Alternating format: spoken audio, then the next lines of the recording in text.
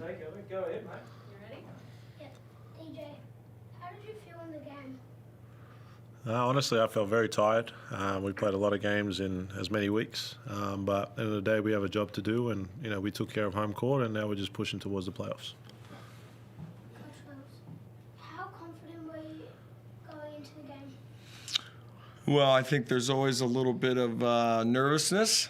You hope at this point in the year the guys just come ready to play and compete, and I thought we had a really professional approach to the game tonight.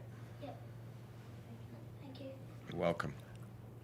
Mike, as young Ambrose was saying here, it was a really professional approach to this game this afternoon. You've won 3 in a row now. Do you feel like it's starting to come together now? Well, I think that this team's in a completely different place since the Sydney game. I mean, I think that we were 7-11 heading into that. We've got it to 13-13. I think this has been one of the toughest stretches that anybody's had to play, and meaning Perth, Cairns, come home, go back to Sydney, come home, and to me those are 4 road games. Even though you're at home, it's a road game. So we won't have our first real home game until we play Brisbane on Friday night. So credit to our guys. Our level of communication and almost like organization and attention to detail on the defensive end is night and day different. Those guys are talking, they're communicating, they're saying the right things. Everything that we've done has been on the defensive end, to be honest with you. Offense comes and goes, I say that, but we were tired, but we were connected, we dug in, and at one point it was a 68-40 game. These last 4 games, we've seen what you as coach said, I think it was against Perth. We sat here and we talked about it, and we talked about what you were looking for from your team. Yeah. And you've done some, credit goes to the players with the execution, obviously. There's clearly some technical changes defensively that have come about, but what's created this band of unselfish Sixers? Well, I'll be honest with you. I don't think that there's a lot of tactical changes. I think that, as a new coach and a new staff and learning your players, and we talked about from day one trying to be the best version of ourselves at the end of the season. We've had a road that nobody, I don't know how you could prepare for everything that we've been through. We're a new staff, we're a new team, we're a new organization, and I think it takes time for guys to gel. It's not like, everybody wants it just to be like that. Instant chemistry, instant success. It just takes a while. We've gotten to the point where all of a sudden it's different and everybody's saying the right things. And from a coaching standpoint, when I come into the timeout huddle and guys are talking about defense, that's it. I'm done. I'm good. Literally, they can figure out the offense. And tonight was one of those times where I came in a couple of times and they were actually talking about what was going on out there. And once guys are doing that, we can figure out the rest. Now, it's never perfect. I still think that there's a different level for this team to go to, and I think there's several levels, to be honest with you. But it's exciting to be able to, put ourselves in position to play meaningful games. I think that's what DJ and Ice and, these guys that have been here for a couple of years, that's all they've talked about. And, I'm just glad that we're in that position where things matter. Did note a couple of times that you were sitting down on the bench a few times this afternoon. Well, our communication level and the way we handle and the way we talk and the way DJ, even what DJ's saying to me, what Jace is saying to KD, what Ice is saying to Trez, it's just we're in a really good spot. It's not always going to be that way. We're going to have to fight to stay in that good spot. But today was a very professional approach to a hard game. Like, they didn't give up. I mean, they were taking swings at us and making threes, and we had to stay in there and compete. But I'd love for it to always be a little bit different, and you hold the lead. But the teams in this teams compete for 40 minutes, and they got pride, and they kept coming at us. So it's a big deal. But defensively, if you score 18 points off turnovers and you can do that kind of stuff, right, you're going to have a good night.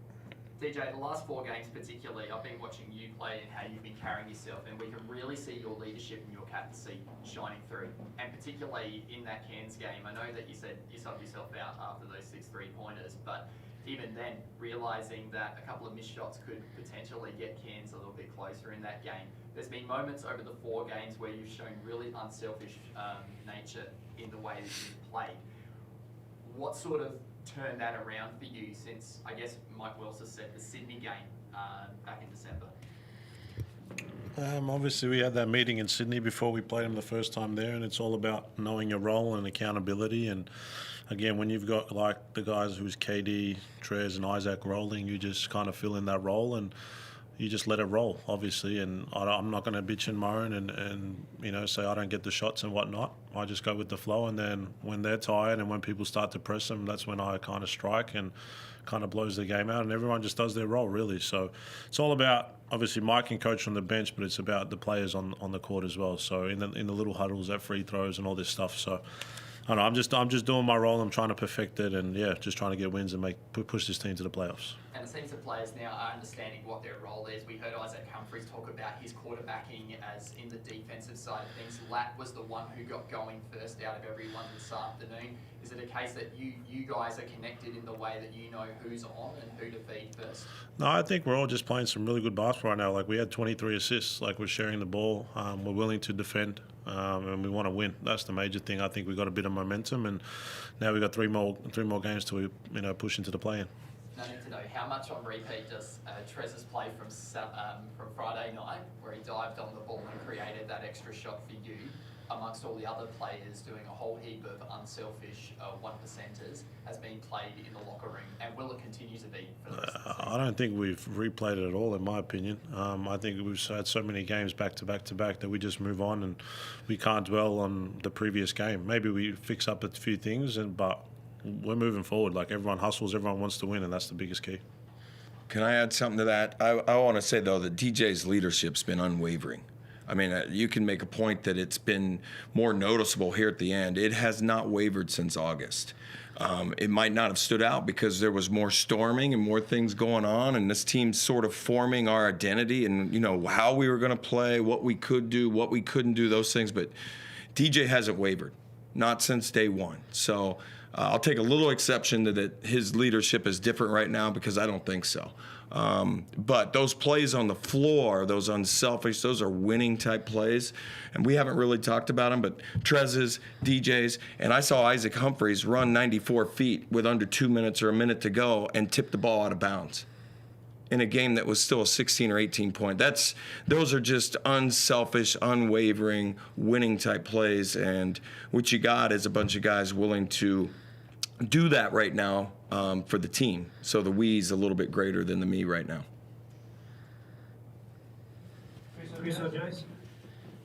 Yeah, just a couple quickly. Mike, firstly, Montrez, it was a great birthday present for him today, but I also want to get your thoughts on, you've seen a lot of players over the last 20 or 30 years, wherever you've been. Have you ever seen somebody that feeds off the energy and emotion more than him in a positive way to get himself going? I don't know. I mean, I think that competitive players that have played a lot of games as a professional athlete look for different things to motivate you. I think you hear things, on ESPN about what Jordan needed to do, or, what Kobe needed to do, things like that. I mean, these guys play so many games. This is their job. And there is a routine and a rhythm to coming out here and putting a uniform on, believe it or not, and you do need something at different times to trigger you to kind of just click it in. And that might be, the shot, a ball going through the basket early on, or getting hit in the face, or just, it's the home crowd. But, his energy and enthusiasm, that's the way he loves to play. And when I start seeing him running around, screaming at the fans, it doesn't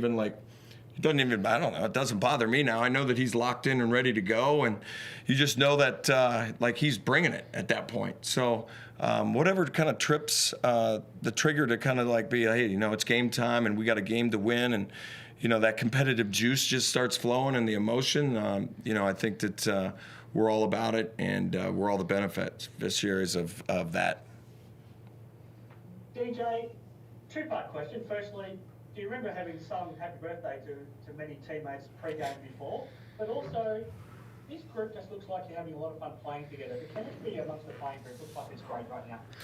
Yeah, I mean, once we got everyone back, including Sunday, we just started to win, and I think momentum brings fun and the joy of basketball. And practices have been fun. Going on the road, playing Uno in the Qantas Lounge has been fun. Like, it's all about we have a job to do, but we're also enjoying it, which makes it even more. What about the happy birthday song? Have you done that too often?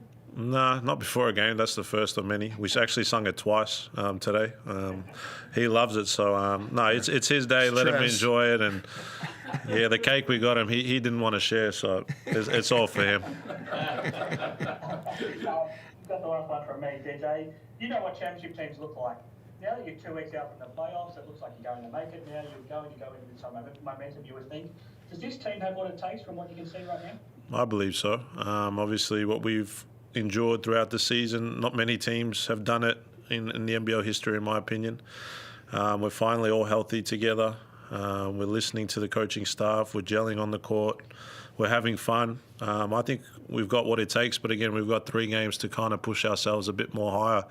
Maybe we finish 5th to kind of give us a home court advantage. But yeah, we just got to take a game at a time, and then when the play-in and playoff comes, that's when we'll worry about that. Thanks very much, guys. Okay, thank you. Any Jace? No, all good. Thank you. See you, buddy. I like your jersey.